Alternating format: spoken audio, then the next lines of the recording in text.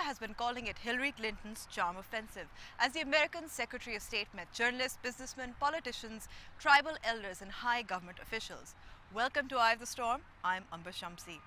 But given the deep suspicion that the US holds in this country about its motives and reliability, will Hillary Clinton's visit have any impact? And what will she take back?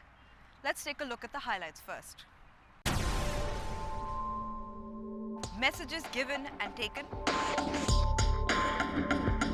Preaching to the unconvinced.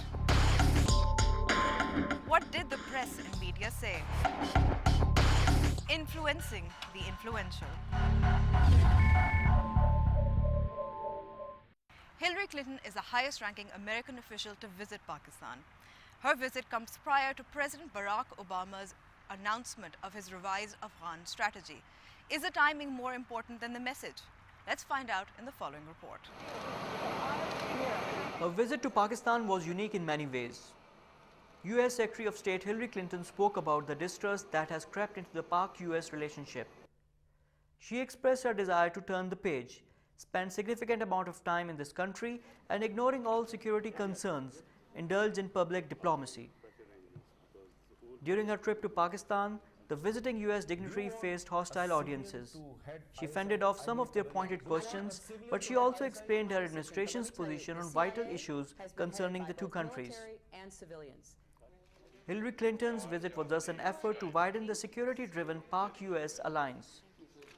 It was also an acknowledgement that the relation between the two countries would unravel if the people of Pakistan were not on board.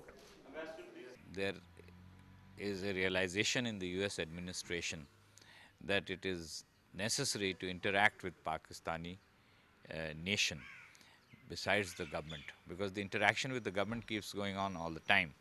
But she had come to interact at the various levels of society and to try and convince Pakistanis of the US sincerity of having a serious relationship with Pakistan. Clearly, Hillary Clinton's visit was quite significant, but experts warn that it may not yield instant results. Some of them claim that anti-American sentiment runs rampant in Pakistan, and it may take many such visits to evaporate.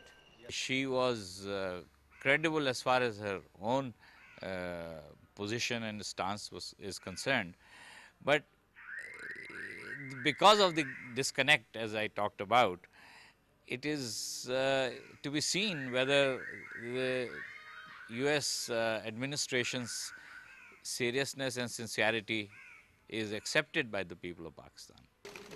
Experts also believe that Hillary Clinton's visit was carefully timed. The timing is extremely important, I think, because the United States is involved in reassessing the whole situation in the region and to try and work out a strategy how to deal with it.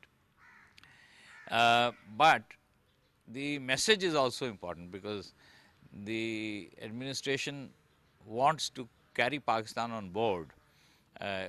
Pakistan is vitally important to the United States, and that is the reason why the Secretary of State herself had to come. The US Secretary acknowledged that miscommunication had all but ruined the relationship between the two countries. But shortly before leaving Pakistan, she publicly aired Washington's grievances against Islamabad, saying that it was hard for her to believe that nobody in the Pakistani administration knew where Al-Qaeda leaders were. I did. The statement did not go down well with the Pakistani officials. But Hillary Clinton said that the two countries must be forthright about their concerns toward each other, since that would nurture the cooperative partnership between them. Was Clinton convincing? Let's find out after the break.